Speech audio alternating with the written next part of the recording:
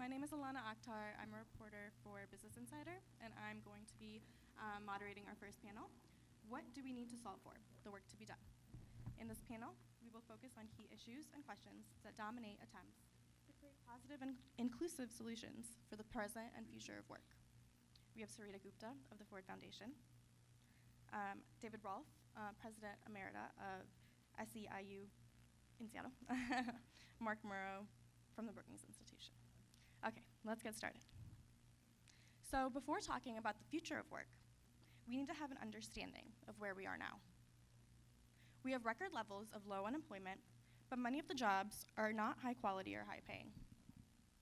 US market gains have been concentrated in the hands of very few people, while real wages haven't budged for the majority of workers. Given these trends, what went wrong with how Americans work and find jobs over the last 20 and 30 years? Sarita, would you like to start us off? I would. Good morning, everyone. My name is Sarita Gupta. I'm the director of the Future of Workers program at the Ford Foundation. I want to thank Gary and the conference organizers for inviting me to participate on this panel this morning. So what went wrong? I want to lift up and really, in order to answer that question, I want to touch on three things. I'm going to talk a bit about broader macroeconomic trends that are at play. I'm going to talk a little bit about the changing nature of work or the structure of work, and then how all of this has impacted jobs and work as we know it. So just to start off, we are living at a time of immense and growing economic inequality. We're experiencing the longest economic recovery in the US history, but the gains from that economic growth, like the money in people's pockets, aren't being shared.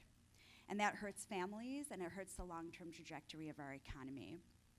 The top-line economic markers signal to policymakers that our economy is growing. Indicators, some of which you said, historically low unemployment rate, an annual GDP growth of about 2%, and that real wage growth has begun to pick up in recent months.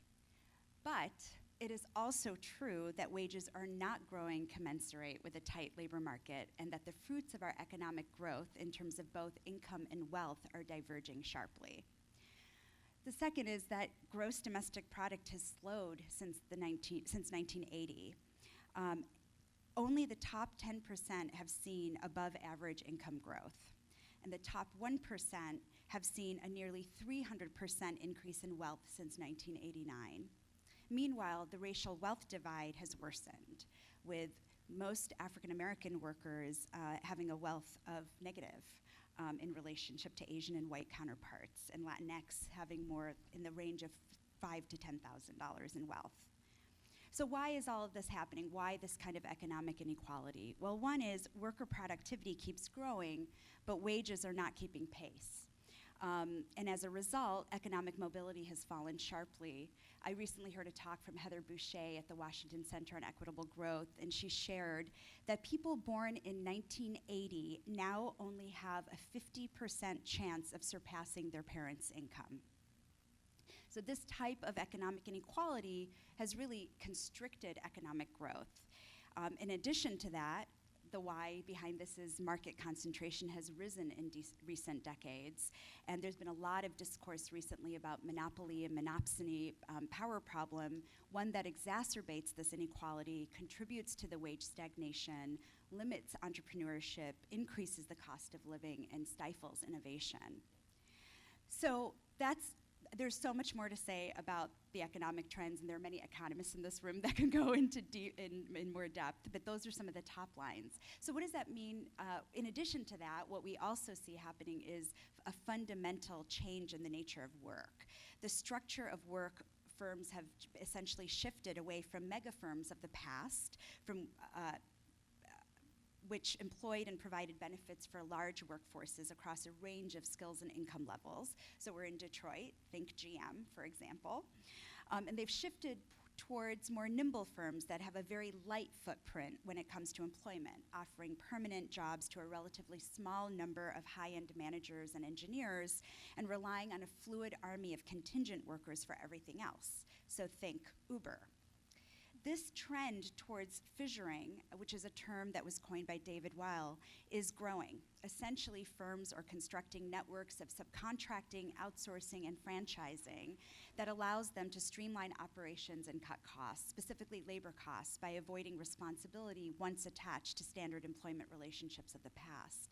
So what we're seeing is a rise in contingent work. Work is more precarious and insecure.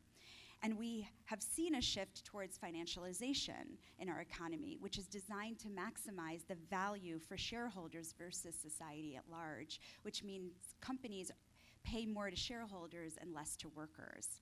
So both of these trends of financialization and fissurization have reshuffled power relations among firms, investors, labor, and consumers, creating a whole new set of rules for the economy that we're currently contending with.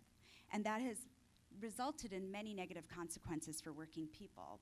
So I'm just going to close by talking a little bit about workers.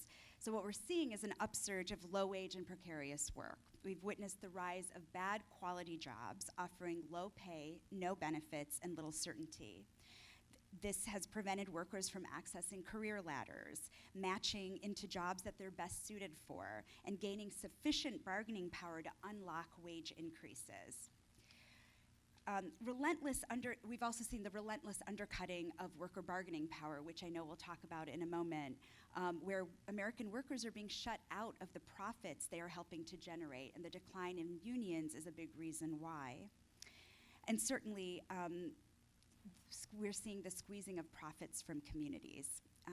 So Jared Bernstein often describes the current economy for workers as the yo-yo economy. You're on your own economy, but that's literally what people are experiencing.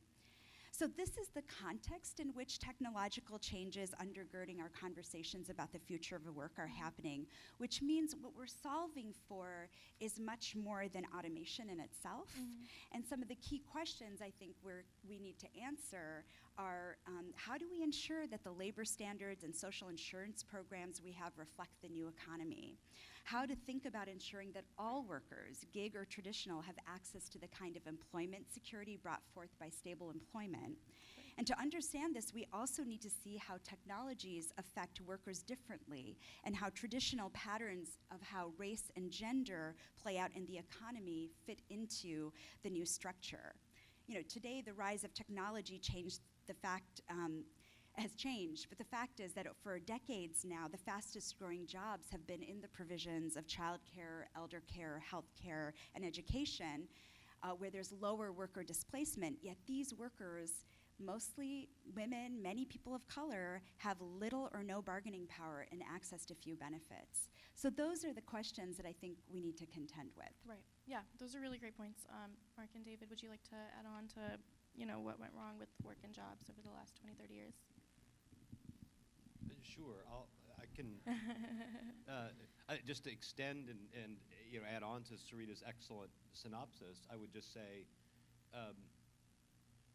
if one were to think about the last 40 years, which is roughly where the inflection point occurred in the mid-1970s, right? We had 200 years where, although we were hardly born into perfection, for 200 years we did in fact pass along more liberty and more justice for more people, always through struggle, with each passing generation. And from an economic policy perspective, it was in the 1970s that we threw the whole idea of an inclusive, growing economy into reverse. And so the low point of inequality in U.S. history was 1970. The low point of black poverty was 1975. The net impact of women doubling their workforce participation since 1977 has been approximately $0 in real take-home pay for the bottom 90% of income-earning households. Over the last 30 years, the top 1% of income earners have increased their wealth by $21 trillion. The bottom 50% have decreased their wealth by $900 billion. The typical American now makes $18 an hour or less. Only 1/3 of American households in the last month could pay all their bills and save $100 or more, right? And net, the decline in the percentage of our gross domestic product that flows to the middle and working class Americans has been about 13%, or $2.5 trillion per year on average every year since 1975. So And by the way, this took place within the context of a growing economy, rising capital markets, growing productivity, and higher levels of education than Americans ever had in the past. So all the facile explanations for why we went from having the world's largest middle class per capita to the world's 27th largest middle class per capita cannot fall on sort of neoliberal explanations of declining productivity, crashing capital markets. We're not an economy in crisis at the macroeconomic level, but yet the majority of Americans experience financial insecurity and precarity at the kitchen table every day. It is not a problem limited to the extremely poor, only to the historically excluded or the most marginalized. It is now a majoritarian problem that reaches up into the 90th percentile of income earners. And so if we are sort of looking for what we need to solve for, I would kind of introduce that into evidence as from an economic perspective, the most critical problems we have, and I would argue from a political perspective, that if we don't solve that, solving for the health of the democracy or the health of the planet become increasingly difficult. Okay. So what are the emerging trends we see and how automation will impact work? Mark, do you want to take this one? Well, great to be here. Good morning, everybody. Glad to join the chill here. But we're trying to offset the chill. And wonderful remarks from both my colleagues. I want to talk a little bit about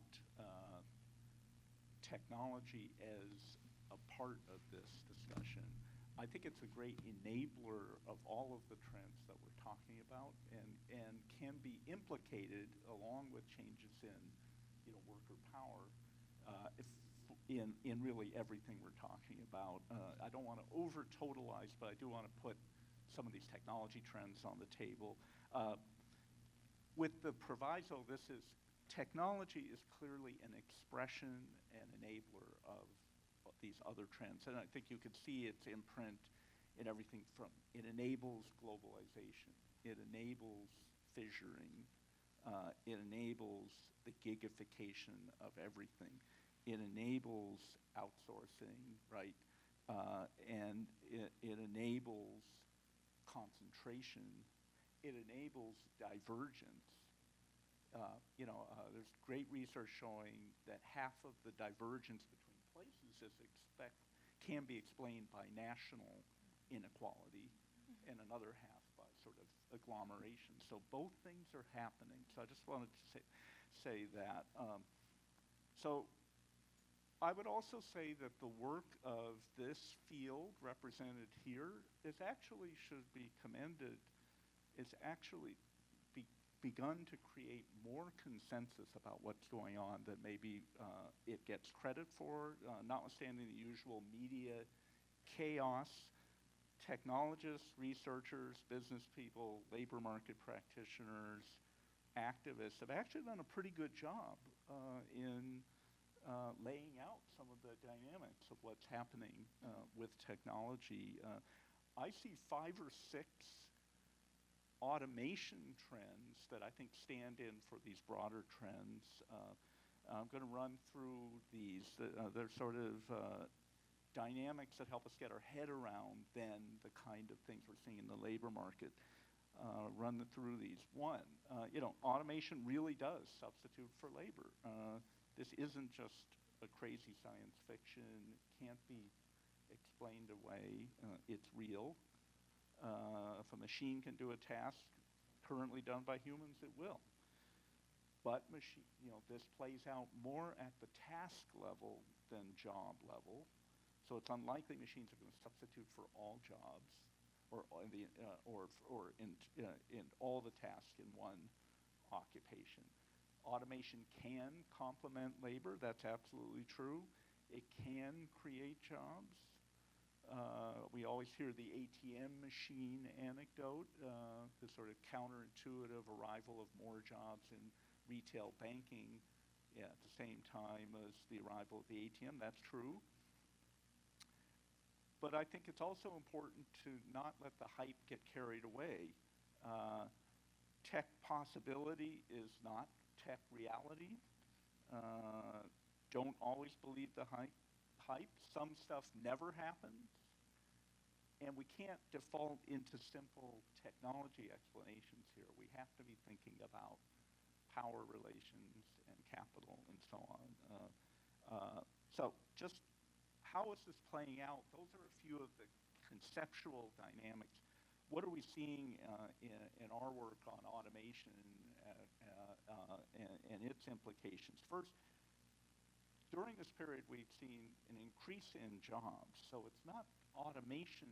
I mean, automation is not necessarily destroying jobs wholesale, but it has presided over or accelerated the hollowing out of the distribution, which is, I think, the great salient fact of the 40 years that we've just been through. The future of work has been with us for 50 years. We are seeing much of what the future will bring, and it is the U shape that describes almost everything in our country, and I think that has a lot to do with tech. It also is a great polarizer, so unevenness is one of the things that Sarita and David have talked about. Jobs and tasks are varied, and therefore there are varied outcomes as tech plays through workplaces. So one of my little mantras is the vulnerable are the most vulnerable, and we've certainly seen that in the last 50 years. Non-BA workers much more exposed than bachelor's degree workers because they're often doing this routine work. We don't have to say it's automation. We can say it's a general trend in young workers are going to be extremely exposed. They are, concentrated in food service jobs, for instance. That is a challenge. And of course, surprise, surprise, black and brown people working heavily in food jobs or retail or other low-wage work that is automatable will be exposed. So we see that. And then very strong, striking geographical variations that are part of the story here. Neighborhoods, cities, states that are specialized in a lot of routine, repetitive work, food service, manufacturing, or retail, will be more exposed. Detroit, in our analyses, is a hotspot of both industrial automation and then more recent forms in the office. So I think one takeaway is while the vulnerable are the most vulnerable, we're now beginning to see that nobody will get off. All of these trends are impinging on all kinds of classes of workers. So, so I'll just say, next week we're bringing out work on AI that is going to actually, show strong concentration of AI technologies in production work, manufacturing work, food production and agriculture, but also climbing up the the pay and education scale with the highest involvement at the 80 or 90th percentile. So this will be a white collar factor. So I'll just that gives us something of a scan of some of the things we're seeing from technology, which is, I think, aiding and abetting other things in society. Right. Those are really good points. Sarita and David, did you want to add? I feel like I should channel Annette a little bit, who unfortunately couldn't join us today. And she's done some really outstanding research on the warehouse industry and the impacts of technology. And so I think what Mark said is great. You laid out a really good comprehensive view. The only things I would add that I think Annette would share in this conversation is how new technologies have poised to transform how workers are being managed, like the actual experience of workers. And so we hear about that and we see that with sort of wearable technologies. So think about, technologies that track workers' movements and break times and speeds, and how that's leading to some health and safety hazards, that the keystroke level, exactly. So, that there's a way, or just even surveillance that's happening of workers. I mean, those are additional elements of what we're seeing with new technologies right now.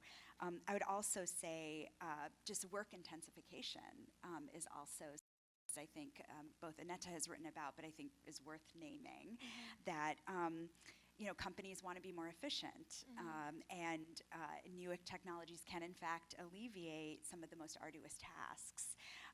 But that's likely to be coupled with attempts to increase workload and pace of work. And so with that comes a whole set of questions about, again, what are sort of the new labor standards? What are the new protections that need to be put in place that we need to contend with? Yeah, I think that's a really good point. And it seems like some of those, what you talked about with micromanaging, scheduling algorithms are being seen in low-wage work and workers at the bottom. So I think that's important to mention. So kind of on another note, union membership obviously has fallen a lot since its peak. But this year we saw a resurgence in worker strikes. Teachers, the UAW strike right here in Michigan. So given that, what is kind of the future of collective bargaining, David? Yeah, so it's sort of an institutionalist question because it presumes that one believes that collective bargaining is good. And many people don't believe that. It's a sort of a key policy initiative of the right, of the political right, was to strip workers of collective bargaining rights pretty systematically. Here in the upper Midwest was where that happened most intensely in the public sector. But here's why we should care, right? If one saw declining union membership, declining participation in labor union, declining coverage under collective agreements, at the same time we saw, say, rising inclusion and equality and growing family incomes and increased personal financial security, one could broadly agree with the political right that unions came, they served their purpose, and now they can go away. But in fact, we see all the reverse trends, as several of us were talking before, and the exact era of union decline was the exact era where we cut where we sort of pulled the rug out underneath the American middle class and it fomented world historical levels of inequality that we've literally not seen since at least the Middle Ages. So if you ultimately believe that we're solving for prosperity and that you're smart enough to know that mere rational allocation of capital does not produce prosperity, but that rather solutions to human GDP is this crude industrial era output, not that helpful, but that solutions to human problems is the real definition of prosperity, that we've solved all the simple problems and now we only have complex problems left. And to solve for complexity, you need cooperation. You need cooperation, to get cooperation, you need trust. To get trust, you need the subjective experience of justice. In order to experience justice requires the exercise of power. You then understand that the exercise of worker power is actually critical for high-functioning market economies. Put more simply, low-wage workers make really bad customers, and in a 70% consumer demand-driven economy, if we don't solve for family financial security and broad-scale inclusion, we ultimately end up with the top of the economy trading only with the top of the economy. And then to quote noted labor radical Milton Friedman, if a supermajority of the participants in a market economy no longer believes it works in their interest, not exact quote, but a paraphrase, then the whole system is at threat. So the reason we should care about a strong labor movement is it keeps markets in equilibrium. Markets do a great job at fostering innovation and creating wealth. They do a very poor job at distributing them without counterbalancing forces, either in civil society like unions or in government. And we need some more of both. The particular business problem of American labor unions is that we are stuck in a voluntaristic, opt-in, shop-by-shop enterprise bargaining system assigned to us by Congress in 1935 that was optimized for the world of General Motors, General Mills, General Electric, and General Foods. Mass industrial conglomerates with thousands of employees per work site, a tiny number of major national employers per sector, that we could functionally create a middle class by bargaining with a handful of employers at a time, right? Because even if IBM stayed non-union, they waited till General Electric settled their contract and would match it and beat it by a nickel as the non-union premium. So functionally, unions in the 50s were bargaining for most of the economy. That is a hint about what the future needs to hold. We are not going to see my prediction as someone who spent 26 years as a union organizer and elected union leader and who led some of the largest union organizing drives in American history, I will say the old model is not coming back. There will be no time machine invented that gives us back our great-grandfathers' unions of the 30s or our grandfathers' unions of the 50s or our parents' unions of the 70s. What we need to invent is the next labor movement, and ultimately what matters is not the 400-page UAW contract and the 4-step grievance procedure and the pension and the elected president and the pension fund, whatever. To sort of take a cue from Andy Grove, solve for your outcomes. And what ultimately made my grandfather's automobile workers union matter was none of those sort of ritualistic and culturally, none of those sort of great union cultural touch points, but the fact that at its peak, the UAW had the power to make the world's largest companies say yes when they wanted to say no, and that's what created the American middle class. They had the scale to touch tens of millions of Americans at once, and they had a revenue model that kept those institutions independent of government and philanthropy and free to speak on the behalf of their members' interests. Now, if one were to solve in the 21st century for power, scale, and sustainability in a new model worker organization, it would not look anything like the unions that were powered by the labor laws of the industrial era. It would look very, very different. And so just to kind of wrap on the question, although it's inspiring to see teachers and auto workers and Google strikers and fast food strikers walk off the job, the future does not lie with enterprise bargaining. If you show me a country that has sectoral bargaining, I will show you a country that has high levels of employment, high levels of wages, low levels of inequality by gender, race, and skill level, higher amounts of leisure time for workers, more participation in the democracy, and a overall, I already said, higher level of employment. So I think if we're going to create the next labor movement, the most critical way of thinking about it is how do we include everybody? How do we really have coverage? Whether you join a union or not, how do we have union contracts cover the supermajority of American workers who have not benefited a dime from 40 years of economic growth? Yeah, and to follow up on that, what are some, if you have any examples of, organizations or trends, kind of post-union that's kind of helping workers, speak up? Sarita should probably speak to this too.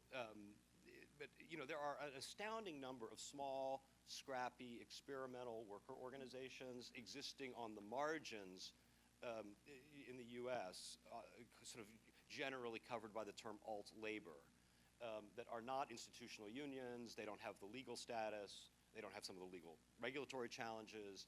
They also they don't have power. They don't have scale. And they don't have sustainability yet. You're not yet seeing these organizations enroll millions of people, be able to pay their own bills independent of philanthropy, et cetera. But there is a huge amount of experimentation on the margin in the tomato fields of Florida and the construction industry in Texas. And in Seattle, where I'm from, we have an astounding amount of hyper-local labor innovation that has expressed itself in partnership with the institutional labor movement through now dozens of state and local specific labor laws and employment laws. I think that in fact, the alt-labor movement has kind of the reverse problem of the institutional labor movement. The institutional labor movement has to, by the way, according to essentially the legal, financial, cultural, and behavioral incentives, disincentives, requirements, and prohibitions, its first job is always to defend the institution, which means turning outwards in a more publicly facing mission is a hard thing to do for those organizations. Meanwhile, the alt-labor organizations have no institutions to defend, but this also means they have no power to wield, no money to spend, and no members to deploy or to cover.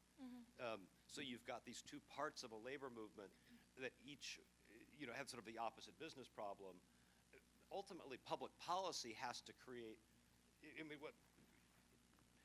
what we need ultimately is enough social movement activity to change the opinion climate so that policymakers can help create a new labor law framework that is built around inclusion rather than kind of the enterprise model of the 30s.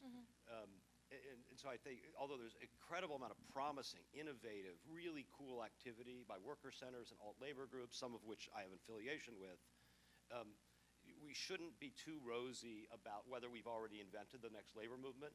We probably haven't yet, but all of its component parts are sitting out there somewhere, either globally or domestically, We just have to, but like, all innovation is really the combination of old things into new things. We have to figure out which pieces of the old we then reassemble into new in order to power the next labor movement. Just what to you is the pathway to the sectoral unit? Well, great. I think it's going to start in cities and states. It's going to start with workers who are either excluded from federal labor laws, or maybe not always excluded from, but where the sectoral bargaining path establishes state-level minimums. So there is if you thread the needle correctly, there is a legal way of avoiding NLRA preemption and Sherman antitrust preemption in creating state and local vehicles for sector bargaining. For example, in rideshare, for example, in domestic work, for example, all kinds of industries that aren't covered under the NLRA. The Domestic Workers Bill of Rights we passed in Seattle includes a wage board that's sort of a tripartite government, worker, consumer entity that will set wage and benefit standards going forwards, which is a type of politically constructed social bargaining. So I think that like almost every domestic policy innovation in the country, with almost only labor law as the exception, innovation begins at the state and local level. This is true of bad things, in my view, like open carry laws, and good things like marijuana decriminalization and marriage equality, my own opinions. And it will be true almost certainly of the set of labor law innovations that provides the roadmap for a future Congress to adopt and nationalize. Sarita. Can I just add, I think everything David said is exactly right, and I just want to put a finer point. Ultimately, the new labor movement, the next generation of frameworks that we need, the legal, the policy, the organizing frameworks, and frankly, the cultural frameworks that we need. Let's talk culture. But are fundamentally getting at, just looping back to the beginning of this conversation, this question of who has the right to bargain, right? So that promise of sectoral bargaining is that it really broadens the who, and who are workers bargaining with? So who are the ultimate profiteers? Like who is actually profiting from the work? All too often in enterprise-based bargaining that David was referencing, workers are often in a struggle with the wrong person, the wrong boss. It's not the real boss. And so really contending with that at this moment. And then finally, what are we actually negotiating over? That there's such limitations in the current legal frameworks that there's a huge opportunity to broaden what we're bargaining over. And actually the teacher strikes are a great example. When you think about West Virginia, these are teachers in right to work for less states, right? Who had no collective bargaining rights, but took collective action in a profound way and were negotiating not only around wages and benefits, but a broader question of how education is funded and a broader set of needs in the community. Those are all signs of the direction we need to be headed in. And I think the pathway to sectoral bargaining is going to be complicated, but I do think we're starting to see the seeds planted. Right, yeah. Really good point. So I definitely want to talk about inclusivity in the future of work. I think, Mark and Sarita, you mentioned how work has impacted black and brown workers differently than the rest of the country, and the U.S. is also set to go through a drastic demographic change in the future. Workers are living longer, they're working more, and the country is going to be a minority-majority country in the coming decades. So given this, what needs to be done to ensure the future of work is inclusive to all demographics? Anyone can start.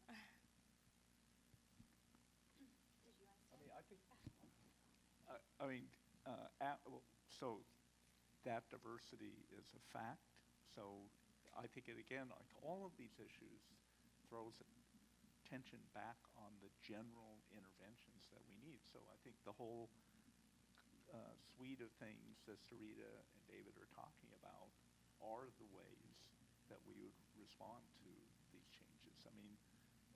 These changes have to be available for everyone. I think central here is, also voice at the workplace level is a real problem, because I think we have a kind of closed loop right now where we're going through a massive, workplace experiment on the, imposition of and use of a bunch of technologies. There's a lot of social learning good and bad occurring in places, but it's sealed up in a kind of closed loop between, capital and workers without power. So I think we're not going to navigate this without some way of having worker involvement in these decisions about capital deployment here. So I think that's where some of the learnings are going to come that are going to help us move in the right direction.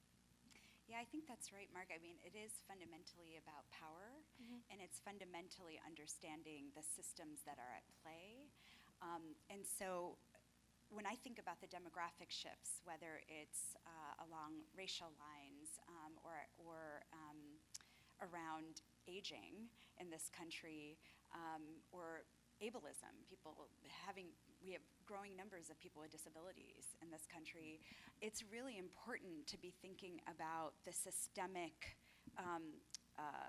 the systems at play that working people are experiencing, and the interconnectedness of issues of access to good family-sustaining jobs and to having a real voice and power in their workplaces, in their communities, in the economy, and in our democracy as a whole, and how that's connected to housing and transportation and a whole host of issues, healthcare, many issues that are at play that, if we're not careful, will exacerbate the kinds of inequities.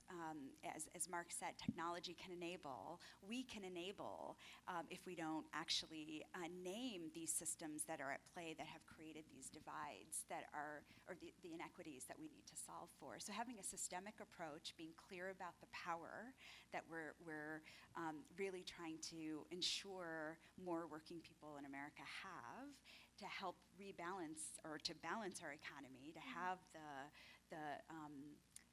and the ability for working people to really shape what work looks like moving forward are really critical elements. And all of this is related, also I talked a little bit about the racial wealth divide, but we have to actually look at the issues of the racial wealth divide and gaps. And for too long, I think we've treated these issues as side issues. They're sort of civil rights issues, they're race issues, but if we're truly talking about building an inclusive economy, we're talking about equity, we have to center equity in these conversations. And that comes from the top. And that comes from at all levels, at all levels. That's exactly right. Let me just, I agree with both of my colleagues. Let me just add a couple of thoughts, nuances. I think we have this mental map and this mental framework of what a job is, right? And it was very heart of the 20th century cultural trope about a 9 to 5 or 7 to 3 or 8 to 4 job with a time clock and a high wage and a union contract and a benefit plan. And that did describe the heart of the American industrial economy circa 1955. It was also not equally inclusive of everyone then, right? And the people, and you sort of look at predictors of family economic stability and prosperity even at that time. And, if you were a white man, you probably did fine on balance wherever you were. If you were a person of color and a woman, you were only likely to share in that vision of what the mental map of a job is if you were lucky enough to be covered by a union contract. But what we, I think, did is as the jobs got worse beginning in the 1970s, and we began this big, as the great crocodile jaws opened between productivity and GDP growth on the one hand, and then wage growth, which was largely flat, something really interesting happened, which is that within the bottom 90%, the net losers over the last 40 years, while a lot of us were fighting to try to make the jobs that were excluded from the original social contract and the employment contract more like quote-unquote regular jobs. Quote-unquote regular jobs became more like the excluded jobs. Less secure, more fissured, more part-time, more temp, more subcontracted and franchised, more distributed. So even some white-collar workers now are living with the precarity that was normal for an agricultural worker or a domestic worker 50 years ago. So what didn't happen is while we were trying to, let's lift up the home care workers and make bad jobs into good jobs, and we had some success with that a couple places around the country, but meanwhile, the jobs that we used to think of, those white male factory time clock jobs with good pay, not necessarily the best work, but great pay and great benefits, became more like the jobs that were excluded. So in some ways, the trajectory of the economic history and racial exclusion and gender exclusion have all, as Jesse Jackson, I think, once said, we may have gotten here on different ships, but we're all in the same boat now. And so at this point, raising wages is a majoritarian. Raising wages, lowering tuition, lowering RX drug costs, improving job quality. These are majoritarian problems. Even though, let's say you did a $15 minimum wage, it would disproportionately benefit black and brown workers. But these economic issues give us a lens through which we can create functional majorities that just happen in their application to disproportionately benefit those who have been most excluded in the past. Could I just jump in on that? That's Yes, a great point. And that is sort of one of the takeaways on this work we're doing on AI. It turns out that it looks to me like AI is going to create in the 60th, 70th, 80th, 90th percentiles the same degree of change, flux, possible benefit for some, but likely massive change, anxiety, precariousness. So in that sense, your sense of a majoritarian America united by, disruption and agitation and concern, looks to me like, something technologically, very much where we're heading. I think that's a great point that you make. Definitely. Okay, we have about 3 minutes left, so we can have time for just some closing thoughts. So when it comes to the work that needs to be done and what we need to solve for, the solutions to kind of these issues that we all mentioned, where are they coming from? Are they coming from the private sector, the public sector, or is it kind of, where is it coming from? Anyone can start. Sarita, maybe? Sure. You just say, go ahead, please.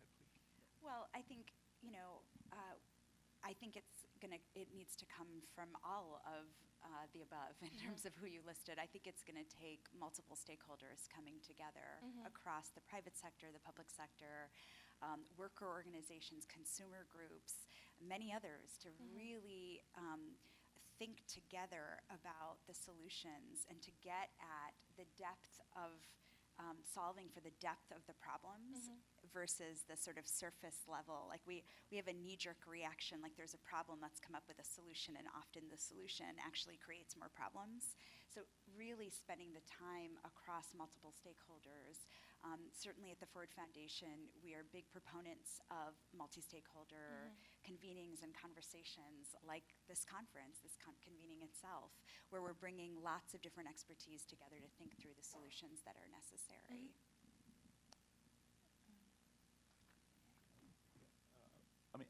I think absolutely I would underscore the importance of how much adjustment occurs within companies. That's the first place where disruption, breaks out, and adjustment either happens or doesn't, mostly doesn't. So I think that's an area where, better transitions need to be, both incentivized but also required. This is things like advanced warnings of dislocation events from automation, as an example, something that could be explored. But I would just say also, all of these technologies have had one beneficial impact, which is I think they've ratcheted up attention, urgency, and about all of these issues, and they've been, in that sense, a beneficial kind of crosscut that I think is, in the way David is suggesting, beginning to connect, white-collar suburban workers with everyone that is on somewhat the same footing. Right. So maybe this is I think that is the motivator for this kind of all of society response. Right. Okay, we are just out of time, but thank you so much, Sarita, David, and Mark. Sorry, David. But I believe all the panelists are available afterward if you would like to speak to them individually on all the topics that they mentioned. But thank you so much. This was a really great discussion. Thank you. Thank you.